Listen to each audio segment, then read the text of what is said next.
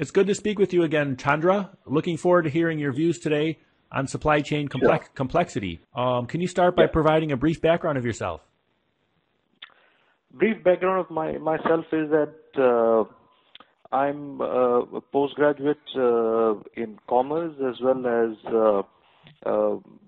my M.B.A. by qualification, and I have experience across various industries like basically imaging, then medical devices, pharmaceuticals, that is API, and then imaging. And currently now with Thermo Fisher Scientific India as General Manager Supply Chain, doing an end-to-end supply chain role. My basic interests are in the area of supply chain, especially in terms of the supply chain processes, talent management, and supply chain, and then looking at some special features of supply chain like automation in demand planning and supply planning, etc., and things like APO. Thank you. So my first question is, what are the key factors that contributing to the push towards complexity in the supply chain? Now, if I understand this question correctly, I think there are three major factors which actually contribute towards the push towards complexity. The first thing that contributes towards the push to complexity is customer-driven pressure for innovation. The second one is new markets and channels that are coming up, and the third is the cost reduction. Now, if I understand this question correctly, I think there are three major factors which actually contribute towards the push towards complexity. The first thing that contributes towards the push to complexity is customer-driven pressure for innovation. The second one is new markets and channels that are coming up, and the third is the cost reduction pressure that actually operates in every market.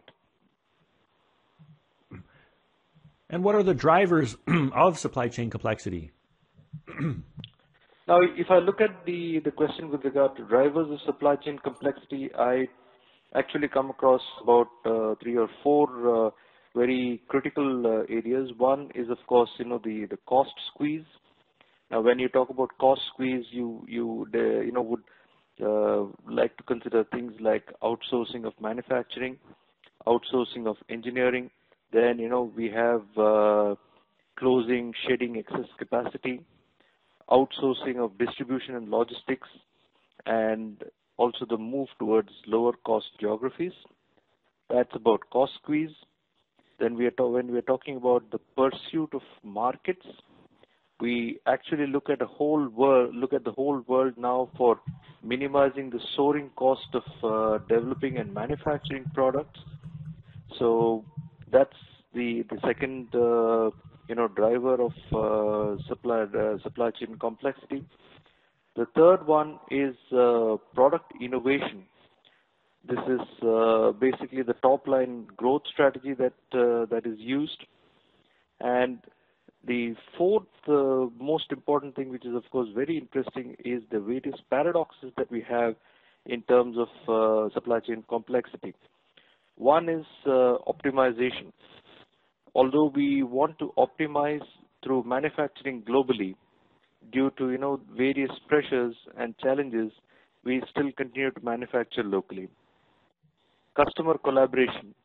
Basically, this is another area where only lip service is paid, in the sense that normal collaboration on forecasting, strategic planning, then inventory management, etc.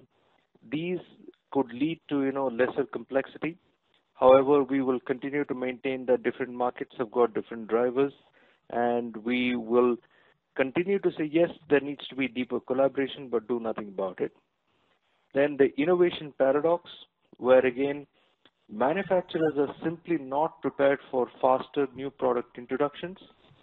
And flexibility, again, this is being sacrificed because of the cost factor and risk.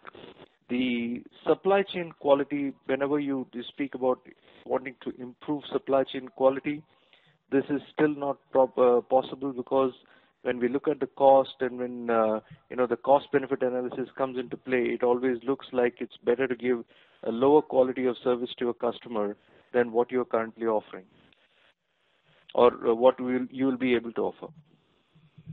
And my last question is, can you talk about the challenges resulting from complexity? See, the challenges that are resulting from complexity are, number one, I think, what is from my perspective, in terms of improvement of supply chain quality, because although we write books, we talk about being the easiest business to do with, and these kind of concepts. Supply chain quality, I think, still remains to be a major question where people do not want to invest. People do not want to actually, give prominence to, because they feel that it's easier to offer a lower level of service to the customer, leave the customer, more or less, happy, but not, fully satisfied or fully delighted. As Jim Collins would say, this is the difference between good to great. Thanks again for sharing your views on a great topic on supply chain.